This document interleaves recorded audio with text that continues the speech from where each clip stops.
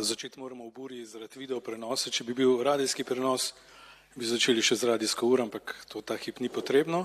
Začeli bomo z dobrodošli in dober dan. Moje ime je Matej Praprotnik. Danes sem tu, da predstavimo orodje, ki se imenuje Observatorij mobilnosti. Gre za orodje za analizo prometa v Sloveniji in nastal je pod okriljem skupine za transformativno prometno načrtovanje na Urbanističnem inštitutu Republike Slovenije, kar si ne bo težko zapomniti, ker smo na Urbanističnem inštitutu Republike Slovenije. Na hitro to novo orodje zelo dobro povzame video, ki si ga bomo uvodoma ogledali. Prosim.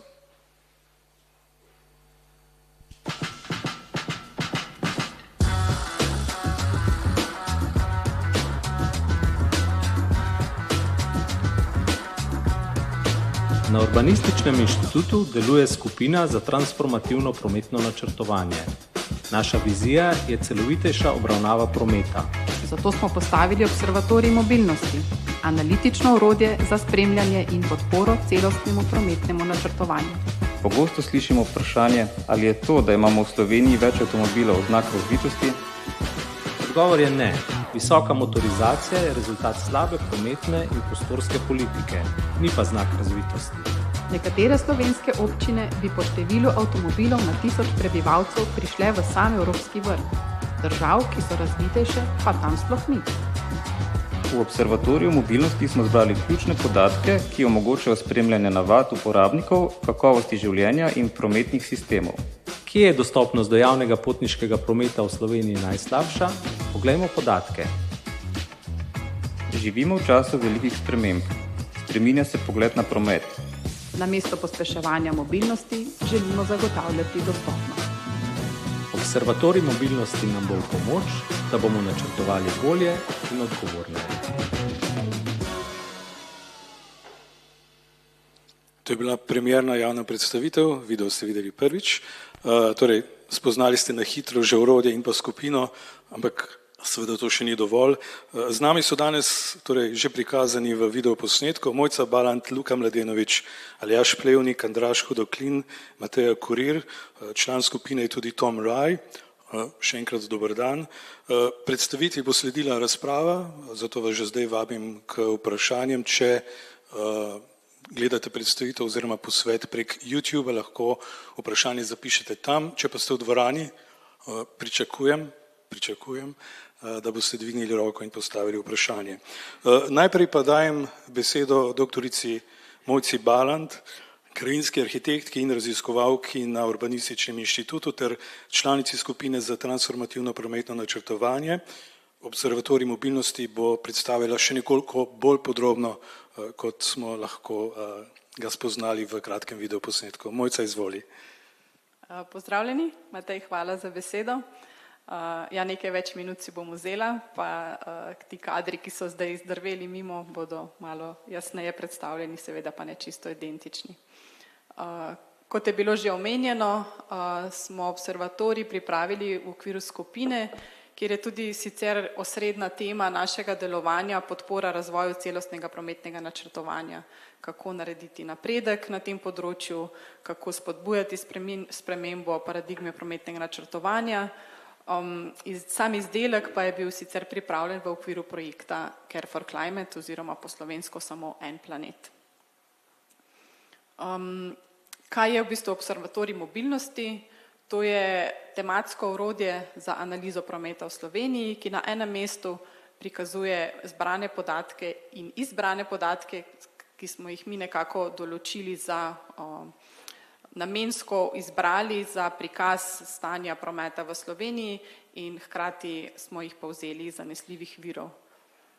Eno od pomembnih izhodišč je bila priprava celostnih prometnih strategij. Trenutno smo v nekako obdobju izdelave drugega velikega vala občinskih celostnih prometnih strategij, skoraj 200 se jih pripravlja in naslednjih 7 let se jih bo evalviralo, njihovo učinkovitost in tu smo želeli priti nasproti v bistvu vsem izdelovalcem in pa tudi občinam, da jih podpremo z nekimi ključnimi podatki, ki kažejo na stanje prometa v Sloveniji. Pomembno je, da so te vsebine seveda zbrane na enem mestu in da se poenostavi proces pridobivanja ter v naslednjem krogu priprav strategij tudi na višjih ravneh, na regionalni in državni, to fazo analize stanja, da se jo nekako tudi poenoti in poenostavi. Observatorij mobilnosti tudi podpira izvajanje zakona o celostnem prometnem načrtovanju, veliko vsebin je skupnih, 3 ravni načrtovanja so bile tu povzete, ta kontinuiteta celostnih prometnih strategij, ki jo bomo podpirali z observatorijem, in pa seveda sledenje in pa uresničevanje in preverjanje, kako dosegamo nacionalne cilje celostnega prometnega načrtovanja, ki so seveda tudi zapisani v samem zakonu. Kako smo se odločili za izbiranje podatkov za okvir observatorija mobilnosti? Tu lahko povem, da je bila naloga videti dokaj enostavna, pa se je potem izkazala tekom dela za zelo zahtevno, ker smo si zadali kar nekaj takih kriterijev, ki so nas nekako vodili skozi proces in optimizacijo tega, katere podatke trenutno lahko vidite na observatoriju. Prvi kriterij je bil, da je podatek dostopen na vseh 3 ravneh, pri nas v Sloveniji, tako na občinski, kot na regionalni, kot na državni, hkrati pa smo želeli podati tudi kontekst Evropske unije. Drugi kriterij je bil zanesljivost podatka, da ga povzemamo iz uradnih virov, da so v bistvu grobi, neobdelani podatki ves čas dostopni nekje na zanesljivi lokaciji. In pa tretji kriterij je bila dostopnost, da se ti podatki redno in kontinuirano objavljajo, ker seveda, če izgubimo to kontinuiteto, potem tudi nimamo pregleda trendov skozi leta. Tako je trenutno na observatoriju objavljenih 9 podatkov, kasneje pa boste tudi videli, da smo te podatke še nadgradili s strokovnimi komentarji. Sama struktura spletnega mesta je zelo enostavna, to je bilo tudi eno od naših osnovnih izhodišč, da je zelo jasno, kaj želimo z observatorijem mobilnosti pokazati, kaj želimo, da je njegova dodana vrednost. Prva vsebina taka so podatki, ki sem jih že omenila, druga pa so komentarji, ki so v bistvu strokovni komentar enega ali več podatkov in so neka zelo posebno dodano vrednost tega spletnega mesta, ker v bistvu rezultate in trende podatkov postavljajo v širši kontekst.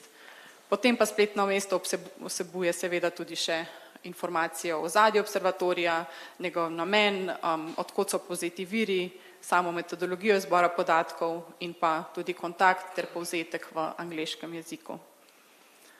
Ko se sprehodimo po spletnem mestu, na domači strani najprej opazimo izpostavljen komentar podatka. Trenutno je to rast števila avtomobilov v Sloveniji in tukaj nas v bistvu povabi spletna stran, da preberemo celotni komentar. Potem v nadaljevanju sledi predstavitev samih podatkov skozi neke izbrane trende trenutne, ki so predstavljeni z takimi grafično izpostavljeni z številkami, ali se stvar izboljšuje, potem je barva zelena, ali se poslabšuje, potem je rdeča in hkrati s tem gumbom zelenim na desni vsi podatki lahko dostopamo do celotnega nabora. Še niže na spletni strani pa so potem predstavljeni vsi komentarji, trenutno imamo objavljena 2, v načrtu pa je, da se v bistvu ta baza komentarjev bogati vsakoletno z 1, 2 ali več komentarjem v vsakem letu in spet v bistvu imamo nekako povezavo do vseh komentarjev, ki jih bo v bodoče več že na osnovni spletni strani. Niže dol pa vse tiste dodatne vsebine, ki sem jih prej omenila in so samo nekako podpora razumevanju observatorija mobilnosti. Kako zdaj dostopamo do teh podatkov, kako observatorij lahko uporabljamo? To si bomo ogledali kar na samem spletnem mestu, ker bo najbolj nekako v živo prikazalo njegovo uporabo. Tako da mi samo dovolite, da zamenjam spletno stran. Torej, če si ogledamo njegovo uporabo na primeru enega podatka, izbrala sem dostopnost do javnega potniškega prometa, ker vemo, da je javni prevoz ena pomembnejših alternativ, ki jih moramo v bodoče spodbujati, da bomo lahko trend prvega komentarja, ki je prekomerna rast števila osebnih avtomobilov, obrnili ali pa vsaj ustavili. Vsak podatek je najprej predstavljen z opisom, sledi definicija podatka in nekako obrazložitev, kaj je v nadaljevanju v okviru podatka predstavljeno, katere številke so izbrane in uporabljene v grafih oziroma na zemljevidih. V tem primeru je prikazana frekvenca voženj javnega prevoza in sicer gre za 2 stopnji podatka v tem primeru, za zadovoljivo in pa primerno frekvenco voženj. Sledijo viri, tule je bil vir Geografski inštitut Antona Melika za državno, regionalno in občinsko raven. Pri evropskih podatkih pa v tem primeru nismo imeli primerljivih številk, zato smo izbrali drugo vrsto prikaza uporabe javnega prevoza in to je prevoženi kilometri z javnim poštniškim prometom, ki so v tem primeru prikazani za avtobus in vlak. Takole, da vidimo celo sliko. Se pravi, ko nekako se sprehodimo skozi osnovno predstavitev podatka, v zaključku vsebin so še predstavljeni relevantni cilji celostnega prometnega načrtovanja, k katerim v bistvu prispeva področje tega konkretnega podatka. Potem pa v bistvu imamo v spodnjem delu razdelane vse tri nivoje prikaza podatkov. Prvi je Slovenija v kontekstu Evropske unije in tu v bistvu lahko na grafu vidimo po različnih letih, kako so se podatki spreminjali. S klikom na letnico se sprehodimo, hkrati pa v bistvu, ko gremo v sam graf, se nam izpiše točen podatek za posamezno leto in posamezno državo. Kadar je za podatek na voljo več različnih nivojev ali pa vsebin, se pa na levi v bistvu tudi lahko sprehodimo skozi različne te vsebine. Tu v tem primeru sta to vlak in pa avtobus. Ko pridemo na regionalno raven, se podatek v bistvu izpiše že kar na sami karti. Imamo po 12 statističnih regijah izpis podatkov. Spet se lahko tule na desni strani sprehodimo po letnicah. V tem primeru so pač na voljo 3 leta preračunov, ker starejših podatkov primerljivih nimamo na tem nivoju. Večina podatkov pa je sicer objavljenih v letih približno od 2000 naprej, tako da so kar dolge te časovne vrste. Pri nekaterih pa so celo tudi večletna povprečja, na primer pri prometnih nesrečah, kjer je to tudi metodološko bolj korektno. Potem lahko seveda tu zamenjamo prikaz detaljnejšega podatka in pri zadovoljivi frekvenci, ki pomeni, da imamo 8 ali med 8 in 22 parov voženj dnevno, vidimo, da se posvetli celotna Slovenija. Če pa gremo nazaj na primerno frekvenco, ki je nekako od 23 ali več parov voženj, kar pomeni na okrog 20 minut ali pa še pogosteje javni prevoz, ki bi seveda nam koristil za alternativo uporabe avtomobila, pa vidimo, da smo še kar zelo v temnih številkah in da moramo tu še precej narediti za korak naprej. Še komentar glede barvne skale. Barvna skala je pri vsakem podatku nastavljena od prvega objavljenega podatka do zadnjega, kar pomeni, da se te nianse zelene skozi celotno obdobje nadgrajujejo. Da je pač v bistvu recimo leta 2000 je prvo stanje, 2024 je zadnje in so pri barvni skali upoštevani vsi podatki. Tako da če potem med sabo primerjamo zemljevide, v bistvu vidimo to spreminjanje skozi leta. Sicer to pomeni, da so nianse ponekod manjše, ker imamo veliko več podatkov, ampak hkrati pa niso karte zavajajoče, ker če bi bila vsaka posebej nastavljena samo na neki zbor podatkov, ne bi bilo to korektno. Potem pa pridemo še na občine, ki so bile v bistvu osnovno izhodišče, tudi zaradi dejanske že priprave in obnavljanja celostnih prometnih strategij. Tu pa se nam prikaže celotni zemljevid Slovenije. Ob prehodu zemljevida se nam pri posamezni občini izpiše podatek, hkrati lahko pa občino izberemo tudi iz spustnega seznama, s tem, da jo poiščemo ali pa vtipkamo prvih nekaj črk ali pa celo ime. Zdaj za primer, kako so seveda te občine, ki so najbolj podrobno predstavljene, obdelane. Ko v bistvu izberemo določeno občino, se nam odpre grafikon z prikazom podatkov skozi leta Imamo pa tudi tu primerjavo regije, v kateri se občina nahaja, in pa Slovenije. In ko gremo na sam graf, se nam v bistvu spet točni podatki izpišejo na ekranu, hkrati pa jih imamo še v spodnjem delu pod grafom izpisane v obliki preglednice. S klikom nazaj na zemljevid, potem pridemo spet nazaj na karto. Če ste na hitro uspeli ujeti, je v Ljubljani seveda zelo dobra dostopnost z javnim prevozom, zelo visoko so vse te številke, večina prebivalcev, 98% delež ima v bistvu idealne razmere za uporabo javnega prevoza. Na tem mestu ni namen, da primerjamo potovalne navade, koliko nas dejansko to uporablja.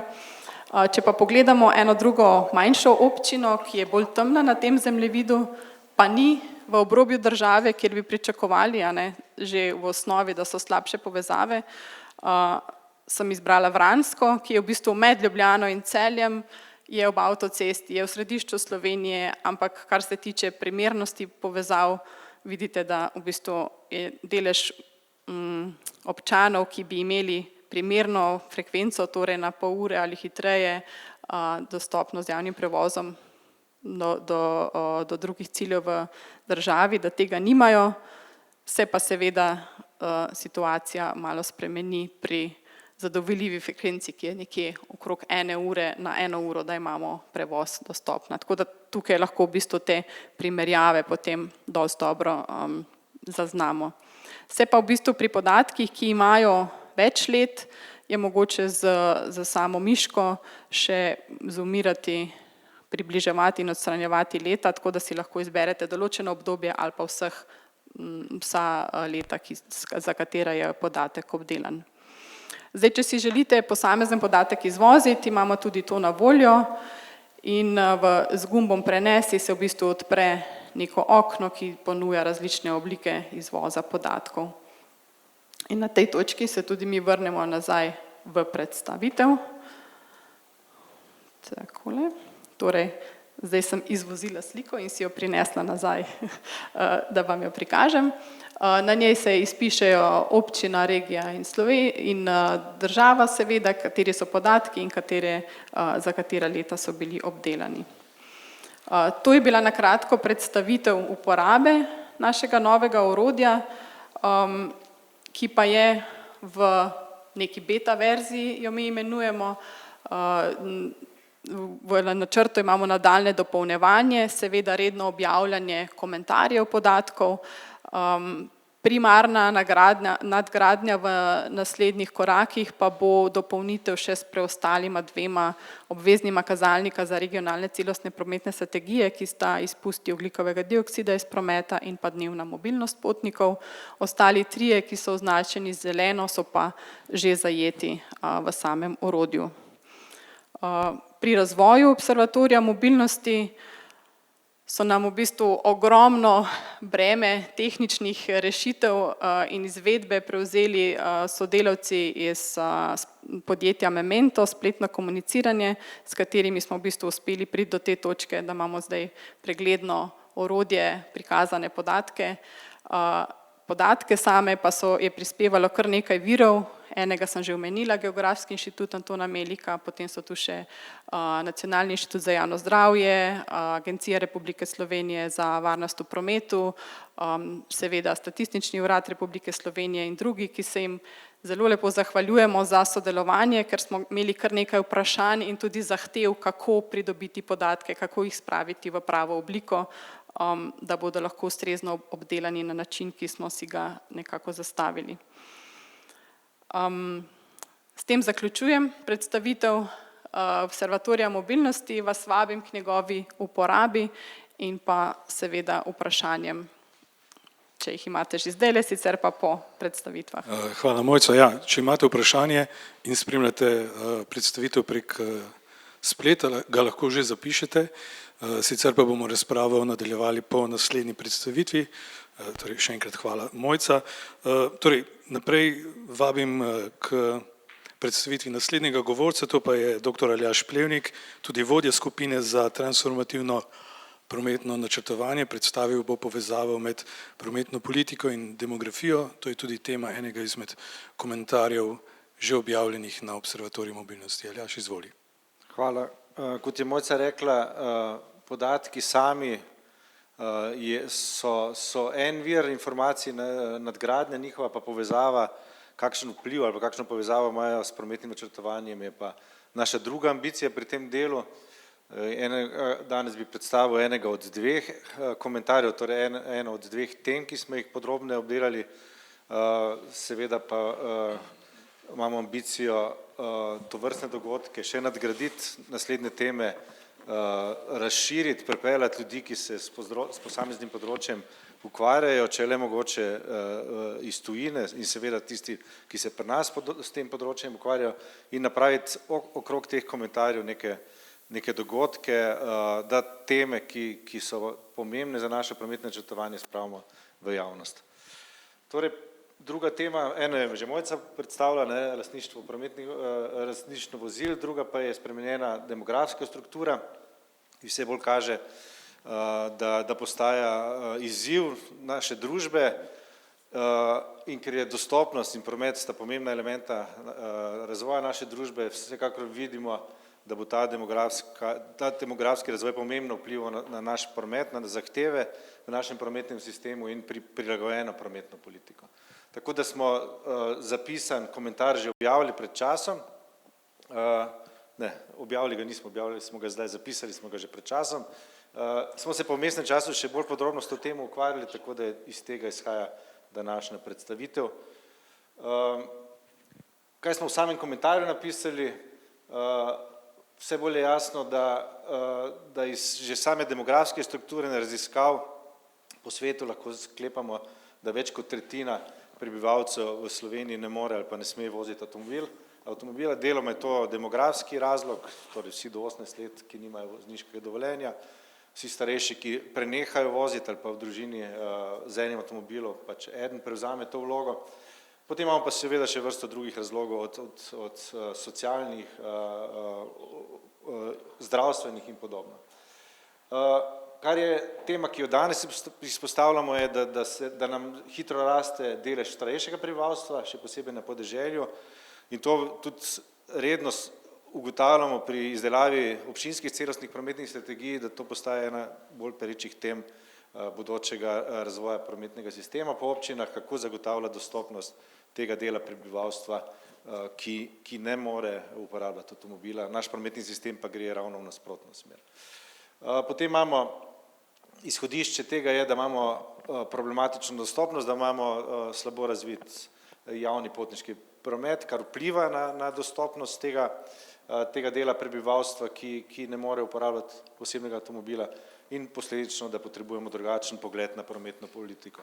Če smo nekoč kot razloge za spremembo pogleda na promet in prometne politike izpostavljali razloge, kot so okolje, zdravje, ekonomija in podobno, bomo po mojem vedno bolj morali razmišljati tudi o tem, da je demografija eden od teh inputov, ki nam pomembno oblikuje izzive, cilje, način razmišljanja pri oblikovanju prometnega sistema. Posebej, če pogledamo na naše demografske projekcije iz leta 2023, UMAR sporoča, da Slovenija postaja država z nadpovprečnim deležem starejših v Evropski uniji, da se nam približuje skok staranja, ker prihaja populacija v leta, ko bodo prišli v to kategorijo, torej močna populacija bo leta 2045 močno prispevala k povečanju tega deleža, in da imamo edino starostno skupino, katere število se bo v prihodnosti povečevalo, to so starejši nad 65 let. In to nam povečuje to skupino, ki smo že skozi leta izpostavljali, da je pomembna oblika ali pa pomemben delež prebivalstva, na katerega moramo dajati posebno pozornost pri prometni politiki, to so ljudje z omejeno mobilnostjo. Pred leti smo delali na projektu ISMO-a, kjer smo na osnovi raziskav operirali z številom, ki je podobno tistemu o deležu prebivalstva brez dostopa do osebnega avtomobila. Tam v tej raziskavi smo ugotavljali, da je v vsakem trenutku v družbi več kot tretjina ljudi z omejeno mobilnostjo.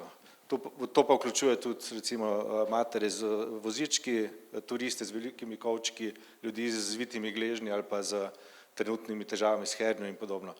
Skratka, velik nabor ljudi, na katere pozabimo, ampak velik del družbe ima to težavo in jo pogosto pozabljamo. In če zdaj damo na to še demografske trende, vidimo, da se nam bo ta delež ljudi z omejeno dostopnostjo ves čas povečeval. In če smo recimo pred 15 leti, ko smo s takratnim podžupanom Ljubljane razpravljali o tem, zakaj ne širiti ljubljanskih vpadnic v 6 pasovnice v projektu Civitas, in eden od razlogov je bil, kako čez 6 pasovnico spraviti skupino otroškega vrtca, ki gre na recimo živalski vrt, pa mora priti na mestni avtobus, pa je to verjetno nemogoče. Je podobna perspektiva danes, če si predstavljamo starejše ljudi, ljudi z omejeno mobilnostjo, kako že čez 4 pasovnico v enem intervalu priti. Hkrati pa imamo ves čas ta trend v naših mestih širjenja, 4 pasovnice, imamo Dunajsko 6 pasovnic v eno smer, torej tropasovnico v eno smer. Turbo križišča so naša praksa in če pogledamo skozi perspektivo ljudi z omejeno dostopnostjo, si lahko predstavljamo, kako velika barijera v prostoru so te nove infrastrukture, ki so zelo avtocentrične, v bistvu pa na nek način delajo nepremostljive barijere ljudem, vedno večji skupini ljudi v mestih. In zdaj, ko smo pisali komentarje, smo se pogosto srečali s tem izzivom, ki se nam vedno bolj pojavlja, da imamo vrsto komentarjev, intervjujev, kolumn, ki jih je dobro zajel v tej sobotni prilogi, zadnji sobotni prilogi, bosansko-ameriški pisatelj Hemon, da informacije, ki temeljijo na, torej mnenja, ki temeljijo na informacijah, ne pa na znanju. In naša ambicija že pri teh komentarjih in pri bodočih je, da te informacije, ki jih zbiramo, nadgradimo v stiku z ljudmi, ki se poglobljeno ukvarjajo s tem področjem. In če govorimo o demografiji, je sigurno ena od pomembnih virov praks in informacij Japonska. Japonska je država v višku demografskih težav, so zelo stara družba in ta proces, ki ga mi šele, ali pa ta proces, ki ga mi šele pričakujemo, je tam del prakse. Oni so že začeli s prilagajanjem svojih prometnih in prostorskih politik in bil sem pred kratkim na študijskem obisku na Japonskem in kolegi iz univerze v Tokiju so vsekakor izpostavili tudi temo demografije, ki je pri njih ena od vodil sprememb prometne politike, in mesto Tajama, ki je primer dobre prakse na tem področju. To je mesto na zahodni obali, v osrednjem delu srednjega otoka, relativno primerljiva po velikosti z Ljubljano, 400 tisoč prebivalcev, dober milijon v regiji, in je mednarodno prepoznavna glede na svoje dosežke na področju sprememb prostora in prometa. Kaj so te značilnosti? Vsekakor, tako kot slišimo po Evropi, za vsakim uspešnim primerom preobrazbe mesta stoji neko ambiciozno in operativno vodstvo, tako je tudi v njihovem primeru to župan mesta, ki je 3 mandate vodil to mesto in je v teh v bistvu 2 mandatih, ker prvi mandat je potekal večinoma v analizah in dojemanju, katere spremembe so potrebne, naredil veliko tega, kar je eno od pomembnih sporočil tudi za naša mesta, da se da v relativno kratkem času ob pravilnem pogledu in vodstvu narediti drastične spremembe. In njegovo izhodišče teh sprememb je bilo, da mora zagotoviti mobilnost za starejše, da je njihova realnost zaradi demografije, da vedno večji delež prebivalstva ne bo več sposoben uporabljati avtomobila, hkrati je pa to mesto, ki je imelo eno višjih stopenj motorizacij na Japonskem. Zasnoval je tako imenovano strategijo strnjenega mesta, v kateri je zelo močna komponenta mobilnost za starejše. Ima pa glavni nastavki te strategije je, da je želel zagotoviti strnjeno mesto z gostejšo poselitvijo v prometnih koridorjih, kar ni nič novega. Novo je, da so bili motiv starejši prebivalci in da se je to relativno hitro dogaja, da je to proces, ki ga je zelo pospešil. Predvsem z investicijami in spremembami v javnem prevozu, ker je imel v ozadju tudi demografijo, je razmišljal tudi, kako zagotavljati kakovosten javni prevoz na kratke razdalje, potem dvigniti kakovost infrastrukture za hojo in kolesarjenje in zagotavljati varno urbano okolje. To so bili elementi tega demografskega pogleda. Model strnjenega mesta poznamo že iz teorije urbanizma, on ga je potisnil v prakso, imenoval ga je kot nek Ražnič, v bistvu javni prevoz kot hrbtenica in tele zgostitve okrog postajališč. V teh 3-5-letnih načrtih, ki jih je izpeljal, je imel na nek način srečo, da je v tem času Tojama dobila tudi hitro železniško povezavo do Tokija in so se v bistvu z sodelovanjem različnih ravni upravljanja in načrtovanja uspeli marsikatero spremembo izvesti. Postajališče javnega, torej Shinkansen je postalo osrednje prometno vozlišče, na katerega so vezali potem ta kakovostni javni promet in skozi različne tudi finančne spodbude privabljali ljudi v te zgostitve okrog javnega prevoza. Kaj so javni potniški promet, kaj so elementi njega? Lahka železnica, tramvaj in avtobusi. Zanimiva je predvsem lahka železnica, ki daje pomembno sporočilo tudi za našo načrtovalsko prakso na zelo podobnih situacij, kot jo imamo v ljubljanski urbani regiji, torej na obstoječih tirih, marsikaterem delu neelektrificiran del, enotirni železnico v enem mandatu uspeli vzpostaviti kakovostno hitro železnico, lahko železnico, z izogibališčih na postajah, z novimi nizkopodnimi vlaki, z vodenjem lahke železnice skozi samo novo postajo hitre železnice.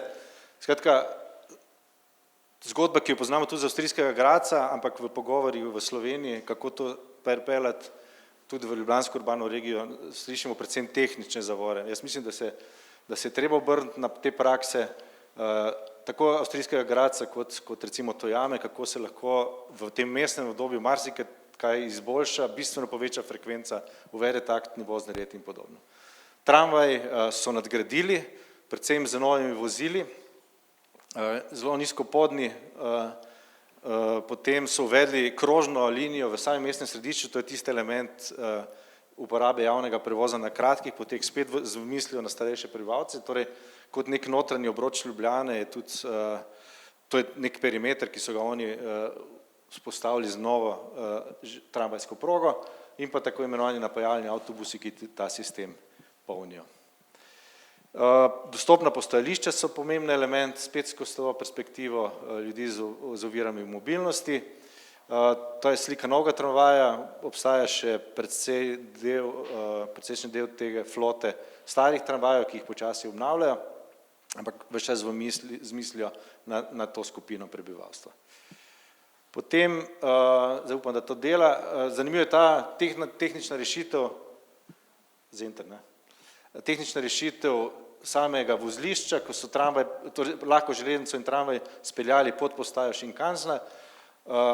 Razmišljali so o tem, da bodo imeli velik delež ljudi z ovirami, tako slušnimi, vidnimi in tako dalje in ustvarili so to železniško postajo, ki ne dela. Še enkrat? Z miško. Miška mi pomaga v tem.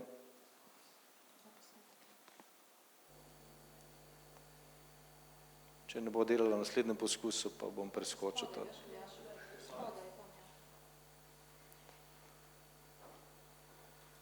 Noče. Skratka, vizualni efekti, zvočni efekti, napoved prihoda, zelo burno in bučno, z namenom, da res nihče ne spregleda tega prehoda za pešce. Prej sem že omenil vrsta prilagoditev v infrastrukturi. Zanimiva se mi zdela ta rešitev, ki se vedno bolj uveljavlja po japonski, torej ne delajo privzdignjenih pločnikov ali pa kolesarskih stez, ampak samo ločijo cestišče od infrastrukture za aktivno mobilnost z robnikom. Kar pomeni, da naenkrat zgubimo vso to težavo rodeja, dvignjenih uvozov do priključkov in podobno in dobimo te ravne površine za pešce in kolesarje z taktilnimi oznakami in podobno, kar bistveno dvigne kakovost uporabnosti, če si predstavljamo ljudi na vozičku, hojci in podobno, ali pa vsakodnevno kolesarjenje, hojo, otroški voziček. Mislim, da smo to že predlagali pri nas enkrat, pa da smo imeli težave v tehničnih standardih v Sloveniji, da to pri nas ni bilo možno. Ampak rešitev, ki gre zelo v tej smeri, izboljšati standard za ljudi z omejeno mobilnostjo. Umirjen promet v sosedskah, tudi ena od stvari, ki ni tipična samo za to jamo, ampak za celo Japonsko, oni praktično ne poznajo obuličnega parkiranja na javnih površinah. Skratka, v celi sosedski nimaš avtomobila, nikjer avtomobila na cestišču. Če imaš na svoji parceli prostor, avto obstaja, lahko avto parkiraš, drugače ga ne moreš, kar ima ogromen vpliv podoben vpliv kot circulation plan na obseg, hitrost in strukturo prometa v sosedski. Skratka, če si obiskovalec, veš, da nimaš kje parkirati, torej ne greš v to sosedsko iskati parkiranega mesta, bistveno manj parkirnih mest je, tako da tudi stanovalci in obiskovalci so destimulirani in to pomeni, da je tega motornega prometa v konicah, da obstaja samo v konicah in ga je bistveno manj in hitrosti so nizke in ne potrebuješ infrastrukture ločene za pešce in kolesarje. Spet skozi prizmo ljudi z omejeno mobilnostjo, nimaš pločnikov, imaš nizke hitrosti, zelo malo motornega prometa, vse to vpliva na občutek varnosti in uporabnosti ulic. Ali pa kolesarski promet, to mogoče naš kolesarski župan ne bo želel slišati, ampak izjemna reguliranost kolesarskega parkinga. Tam je v bistvu status parkiranega kolesa podoben statusu parkiranega avtomobila. Ni parkiranja na divje, parkira se samo na označenih mestih, kar pa spet skozi perspektivo ljudi z omejeno mobilnostjo poveča uporabnost pločnikov, ulic, sosesk in tako dalje. Pa še nekaj netipično prometnih ukrepov, ki izvajajo v Tojami. Oni imajo subvencije in spodbude za gradnjo in nakup nepremičnin tako za starejše kot mlade družine ob postajališčih javnega potniškega prometa, skratka se finančno ukvarjajo s tem, da privabijo ljudi. To je ta perspektiva starost in socialno življenje bistveno podaljšati ali pa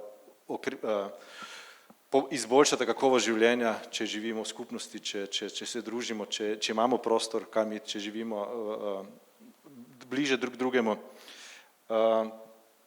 Javni prostor za starejše, isto Tojama. Šola, ki nima več učencev zaradi demografije, je bila celotno preurejena v center za ohranjanje samostojnosti starejših z dnevnimi spaji, vodeno vadbo in podobno.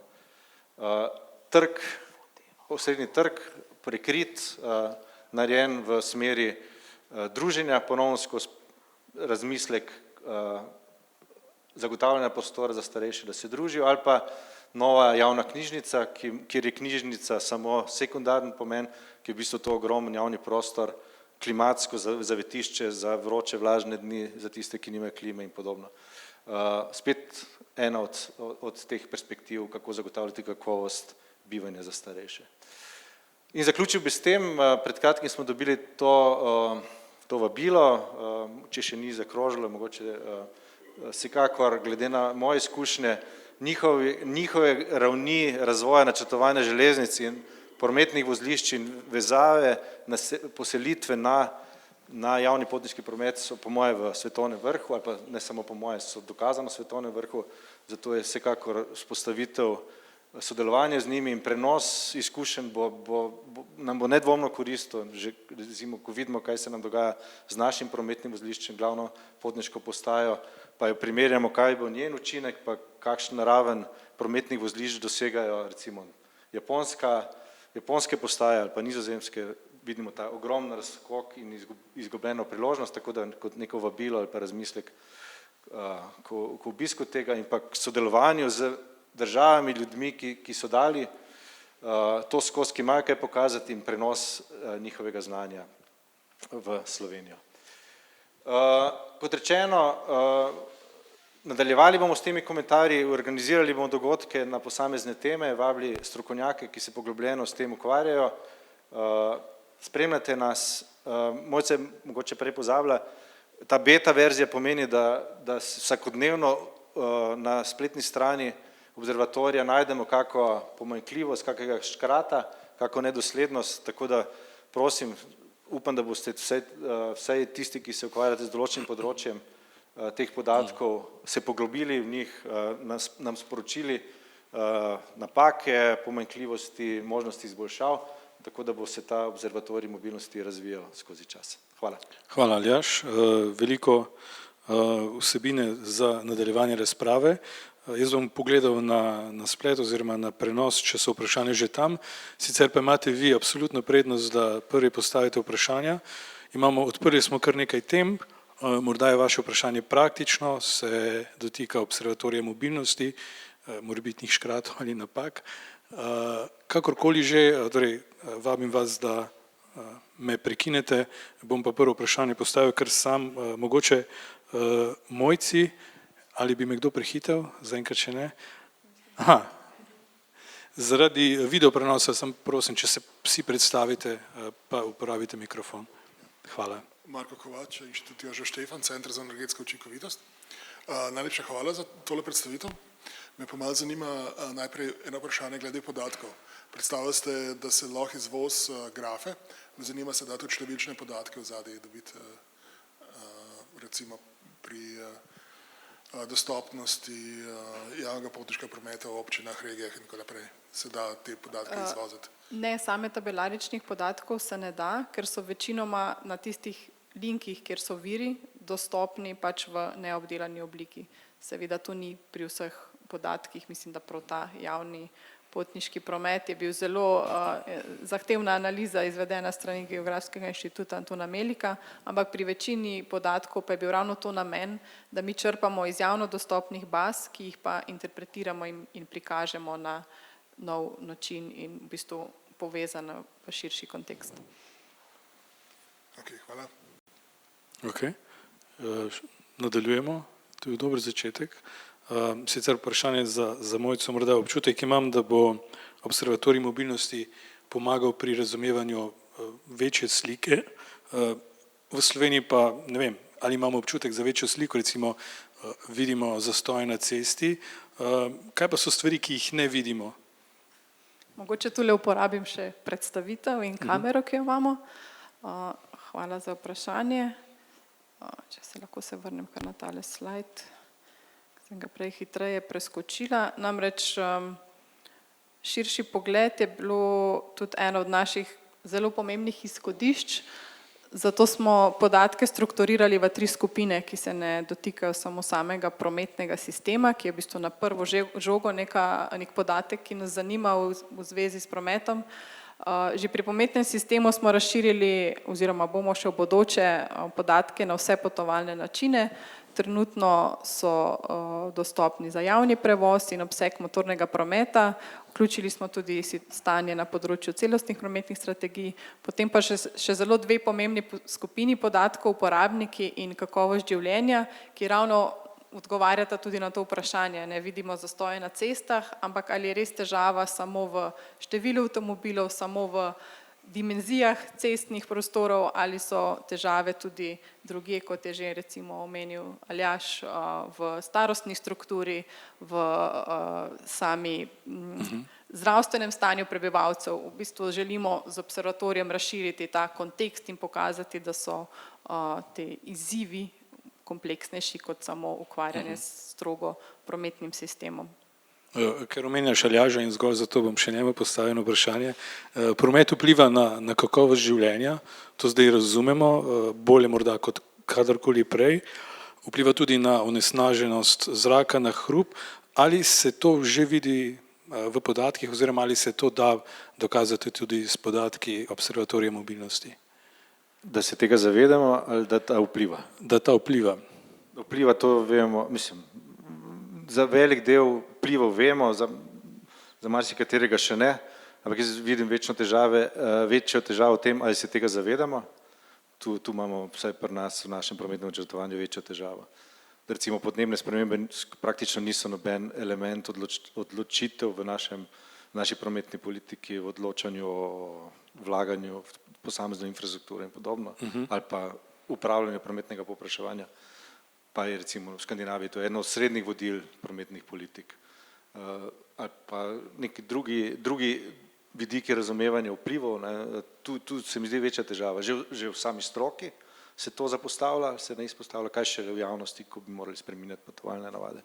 In tu je ta ambicija, da nekatere od teh vplivov bolj osvetlimo, naredimo okrog njih več prahu in probamo jih pripeljati v javnost.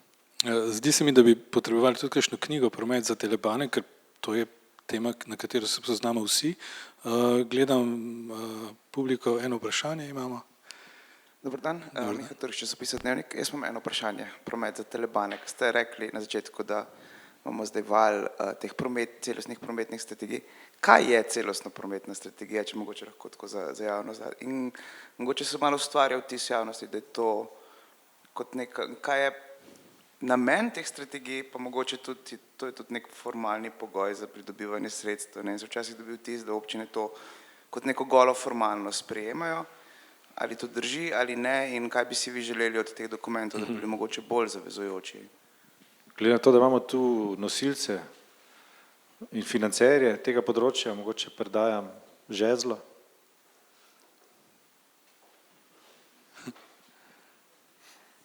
Ja, celostne prometne strategije. Samo še predstaviš, prosim. Polona Demšar Mitrović Mope. Celostne prometne strategije se skladno z zakonom, ki je bil že omenjen, pripravljajo na 3 ravneh, občinski, regionalni in državni. V teku je priprava 195 občinskih, ki se sofinancirajo iz EU sredstev, nekaj občin pripravlja tudi samih. Vprašali ste, a je dokument, čemu služi in ali je namenjen sam sebi. Služi predvsem temu, da bi občine začele načrtovati promet drugače, ne, skladno s tem, kar smo slišali danes. Je pa dejstvo, kar je pokazala tudi analiza celostnih prometnih strategij prve generacije, da se veliko teh strategij ni izvajalo. Verjetno je tako tudi sedaj v drugi generaciji, ravno zato smo pa tudi nastavili obvezne kazalnike. Občine bodo dolžne 7 let po zaključku projekta poročati o izvedenih ukrepih in o kazalnikih, kot je sprememba potovalnih načinov in podobno. Tako da dejansko bomo lahko nekako šele po sistematičnem spremljanju vsaj nekaj let znali povedati, kaj te celostne prometne strategije druge generacije ali dosegajo učinke ali kaj prinašajo ali ne. Čeprav, kot slišimo izdelovalce, CPS-jev s terena pravijo, da zaveza vodstev občin k izvajanju tem dokumentov slabi.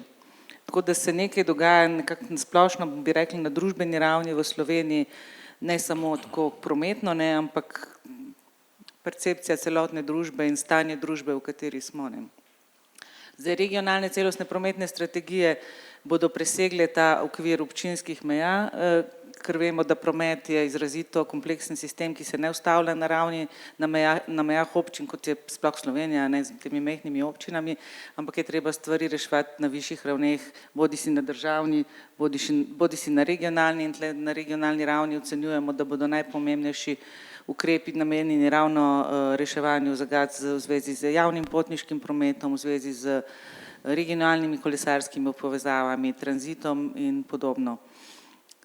Kot rečeno, to je pa še zelo na začetku, ne, imamo samo 2 pilotni celostni prometni strategiji na ravni regiji, ostalo se bo začelo delati šele jeseni in tle težko rečemo, kaj bo prineslo to, si pa obetamo, da bi bil to korak naprej, no, pri bolj kompleksnem reševanju prometa izven naselij. A sem bila dosti izčrpna? Ja. Jaz bi samo še eno stvar dodal, Tadej Žavcer, Ministrstvo za okolje, podnebje in energijo. Na vprašanje, da nekatere občine očitno pripravljajo celostne prometne strategije samo zaradi pogojev sofinanciranja, drži, da ugotavljamo pri nekaterih občinah, da je ambicija zelo nizka,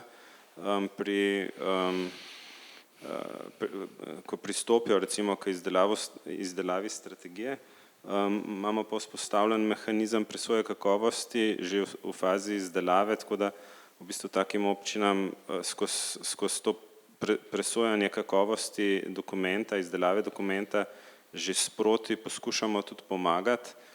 Dejstvo pa je iz izkušenj, da občine, ki celostno prometno strategijo naredijo samo zato, da bi pridobile kasneje lahko na razpisu sredstva, da tudi projekte, ki jih prijavljajo potem na razpise, da pač niso kvalitetni, zaradi tega, ker ne gre samo za gradnjo infrastrukture kjerkoli, ampak gre za izgradnjo v bistvu sistema v prostoru, ki bo podpiral trajnostno mobilnost in če je to samo neka formalnost za to, da bi nek projekt XY, bom rekel, spravili do sofinanciranja, uspeh praviloma ni, že ne razpisuje vprašanje. Tako, samo tako. Tadej, Polona, hvala. Najprej sem se ustrašil, ker ste gledali mene, kot da bi želeli od mene odgovor. Na to se ne spoznam, sem pa sodeloval pri akcijskem prometnem načrtu v Črnučah, ki je bil preimenovan iz celostne prometne strategije v akcijski prometni načrt, da ne bi zvenel preveč ambiciozno. Se mi pa zdi ambiciozno, da se tudi lokalna skupnost vključi v ta postopek. Imam še eno vprašanje za... Izvolite. Hvala. Peter Žnidaršič na Mago. Najprej pohvale, da ste se lotili tega in tudi interpretacija tega.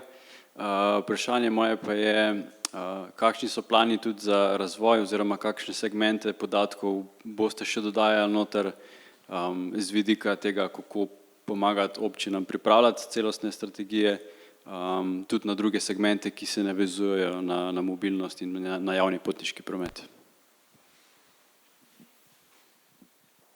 Kot deloma že rečeno, je prva želja dopolniti observatorij z podatki glede obveznih kazalnikov, ki se bodo spremljali zdaj za občinske celostne prometne strategije že od letošnjega leta, 7 let naprej.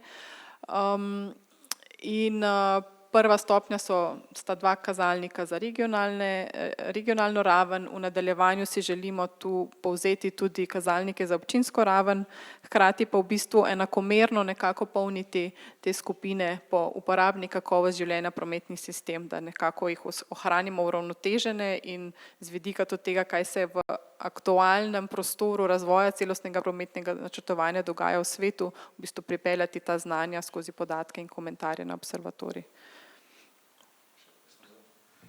Mogoče bomo malo znižali ambicije, zdaj je bila želja, da vse ravni pokrijemo, torej vključimo podatke, ki pokrivajo vse 3 ravni, mogoče v naslednjem koraku znižali v kakšnem podatku to ambicijo, pa obdelali samo ali občinsko ali državno pa navzdol raven. To bo sprememba verjetno. Hvala, Aljaž. Mojca, Polona. Observatorij se je naredil v okviru projekta LIFE, ki se zaključuje čez 2 leti. Kakšna je pa potem ideja za naprej, kako bo živel naprej observatorij? Mi gledamo vas. Tako kot smo, po mojem bo podobna zgodba kot pri celostnih prometnih strategijah, s katerimi se ukvarjamo že 20 let. Ja. Vedno če je neka tema, ki daje rezultate, se potem najde tudi financiranje. In to je tema, ki jo lahko recimo skozi naše redne projekte dopolnjujemo, pripeljemo neko novo temo, jo podrobno obdelamo, iz nje damo podatek.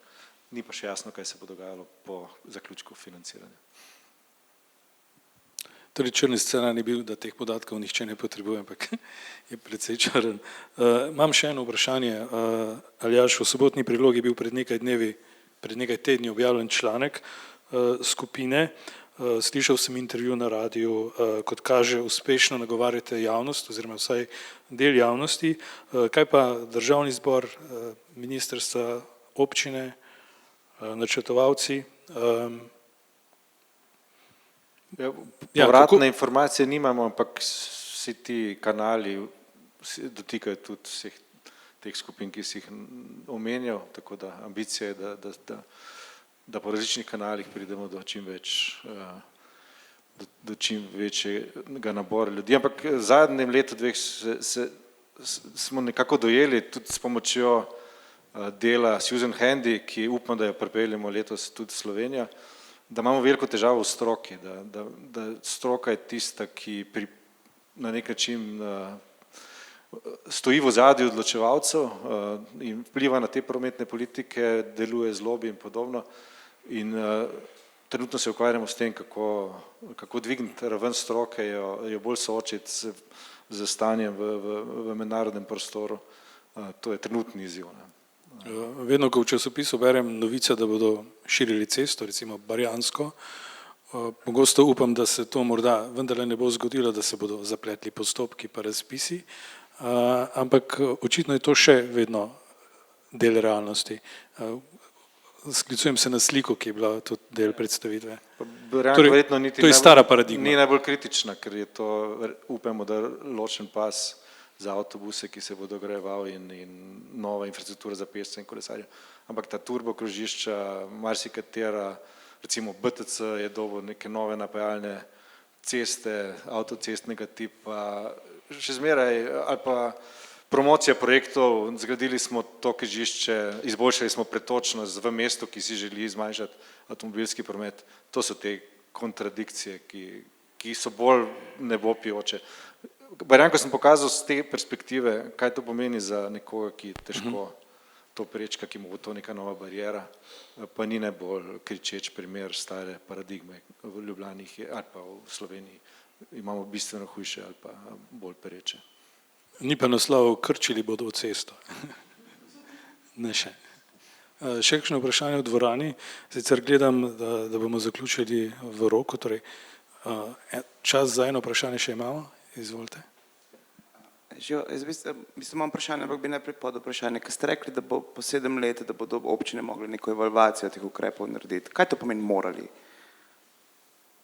Kaj če ne bodo? Kaj če bi se bo izkazalo? 195 občin ima projekt financiran iz evropskih sredstev, kar pomeni, da so 5 let zavezani poročati vsako leto kazalnik, ker je to princip evropske kohezijske politike in tle je jasno, da je treba denar vračati, če tega ne poročaš. Tako da vse 5 let smo prepričani, da bodo poročali. Naše poročevalsko obdobje po zakonu je pa 7 let. No? Tako da